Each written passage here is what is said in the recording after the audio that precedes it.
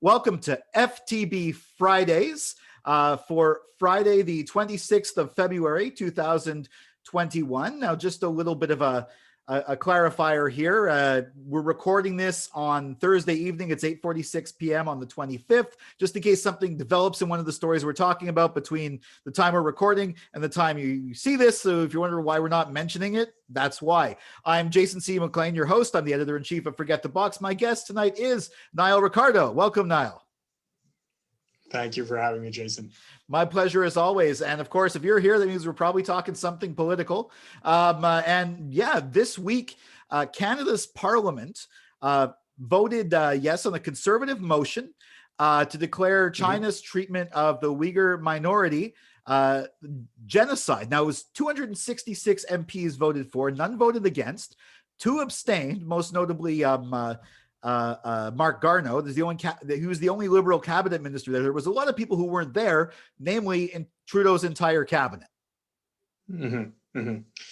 Yeah, I mean, it's a very difficult situation for the Canadian government in the sense that, you do not want to, especially in the current context of very high tension with China, you don't want to, create higher tension with China.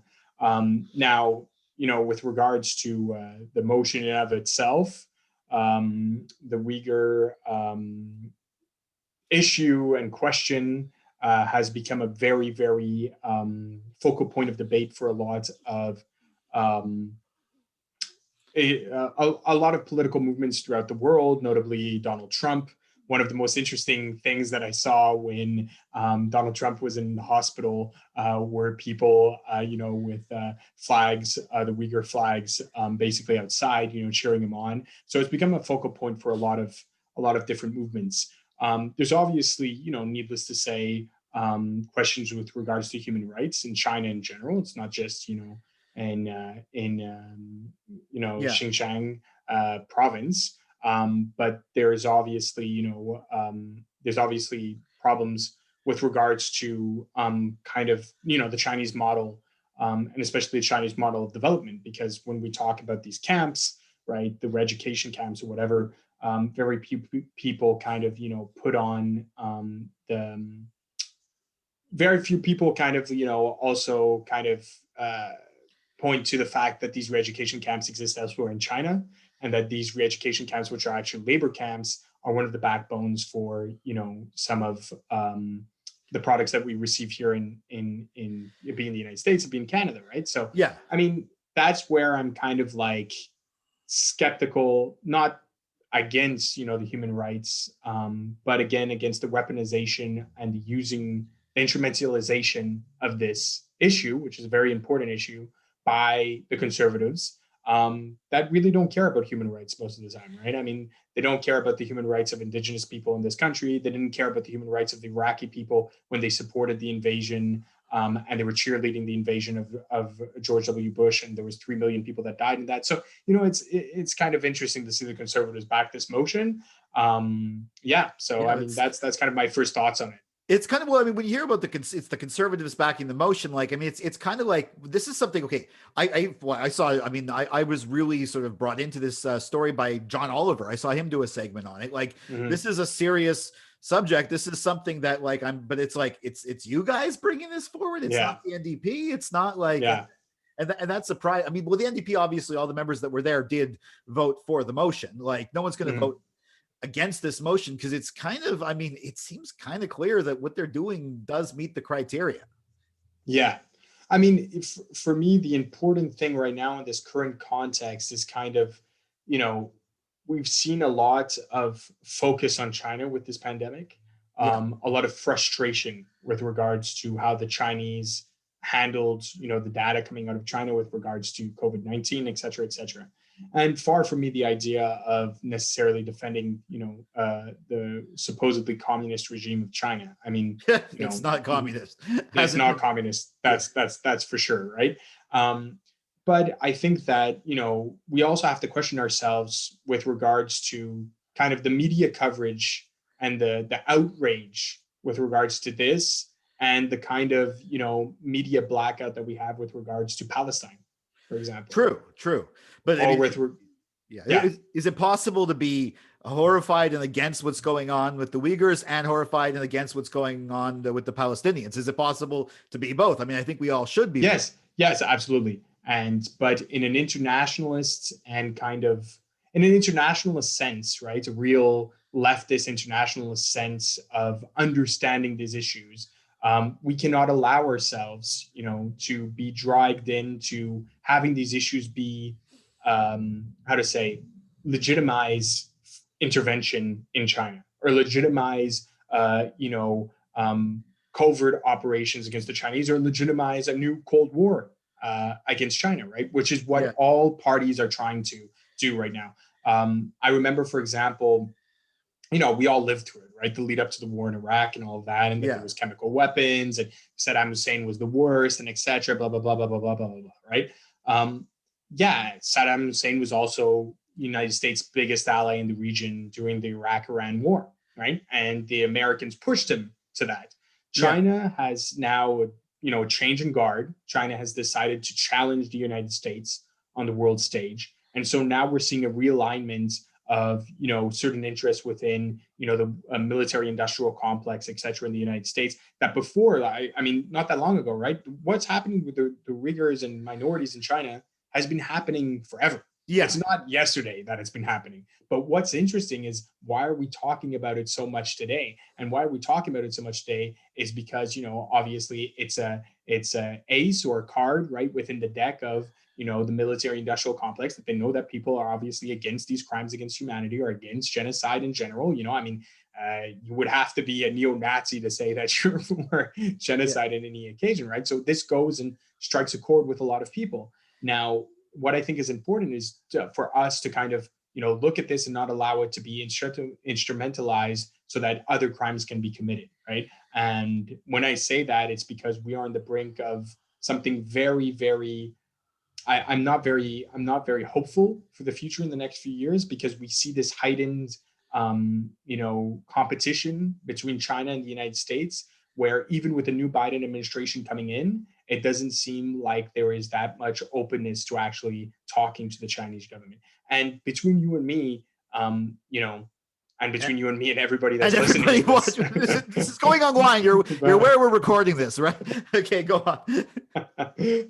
but I mean, there's no way we're going to ever come to a peaceful resolution with this in the way that China and the West have decided to, confront this, right? So if we're talking about genocide and there is crimes against humanity being committed, then we have to really see, okay, how can we, make sure that these international principles, the principles of human rights, et cetera, are respected in China.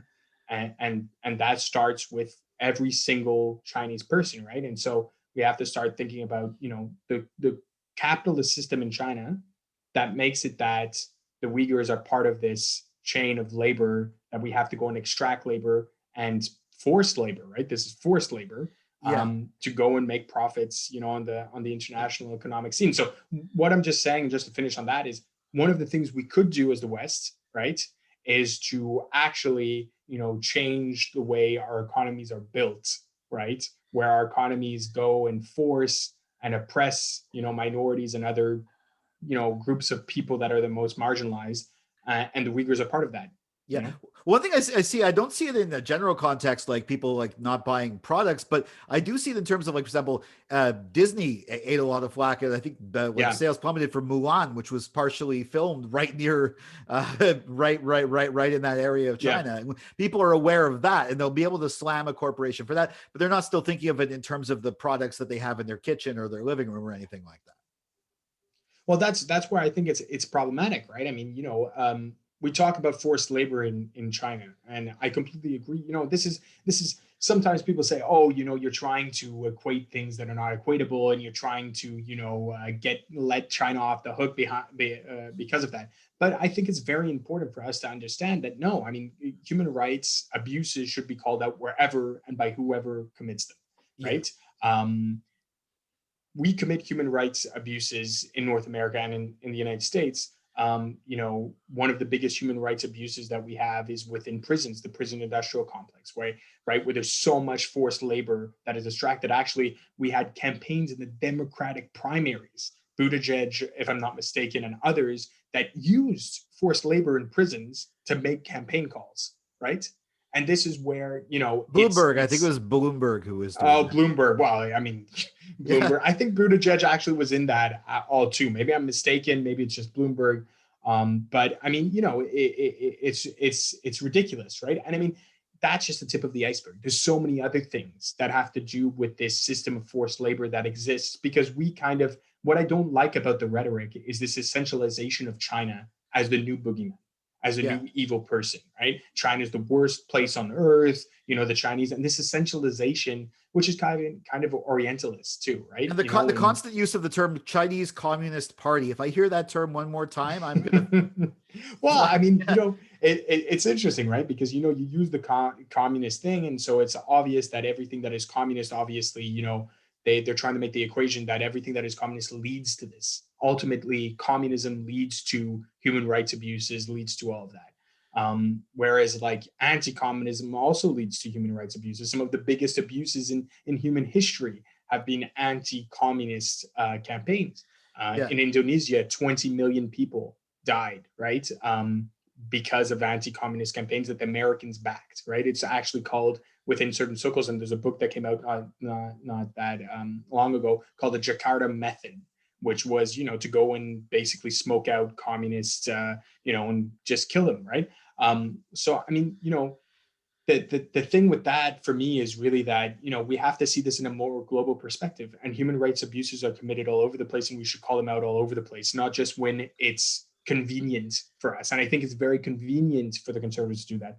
Yeah, just not convenient for Justin Trudeau. No, for sure, because Justin Trudeau's there, and China's a huge trade partner and stuff like that, and it's hypocrisy on both sides, right? It's hypocrisy on both sides. I think that the Canadian government has to take a strong stance against this and any human rights abuses. And on the other hand, it's hypocrisy from the Conservatives, who we know do not really espouse human rights. But just to finish on that, human rights abuses is First Nations not having access to clean water in this country, right? And how many times did the Conservatives, right, vote against motions, to declare states of emergency and to bring, water? I just to make a small parallel, and then we can go on to something else. But one of the things that that has really struck me in the past weeks was the whole comparison of this pandemic to the AIDS pandemic, and how we didn't care, about the AIDS pandemic, right? How we didn't put in the resources at the time, and hundreds of people died because of that, right? There's also still no cure for that, so that's, and there's still no cure, right? And obviously we didn't care about those people, those individuals as much, those bodies like trans, queer, homosexual, etc., lesbian, etc.